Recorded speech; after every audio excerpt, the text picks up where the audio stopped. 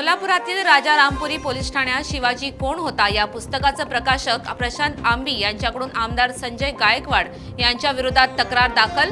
Police कारवाई करणार का याकडे सर्वांचं लक्ष। भोंदू अशोक खरात प्रकरणामुळे समता पतसंस्था चर्चेत। समता पतसंस्थेचे संस्थापक काका कोयटे यांनी राज्य पतसंस्था फेडरेशनच्या अध्यक्षपदाचा दिला राजीनामा। प्राजक्त तनपुरे भाजपमध्ये आल्यास स्वागत। राधाकृष्ण विखे पाटलांकडून स्पष्ट। तनपुरे यांनी निवडणुकीत माघार घेतली, चांगली भूमिका घेतली, विखे पाटलांचं वक्तव्य।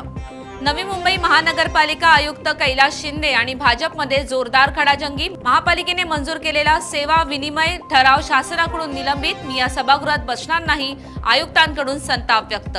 भोंदूबाबा राजेंद्र गडगेला पुन्हा 4 दिवसांची पोलीस कोठडी। 27 एप्रिलपर्यंत न्यायालयाकडून कोठडी। मंत्रतंत्राने दुर्धर आजार बरे करण्याचा गडगेचा दावा। गोंदियाचे वनपरिक्षेत्र अधिकारी दिलीप कौशिक निलंबित। नागरिकांच्या तक्रारीनंतर कारवाईने जिल्ह्यातल्या वन अधिकाऱ्यांमध्ये खळबळ। रत्नागिरीच्या संगमेश्वरात विजांच्या कडकडासह पावसाची हजेरी।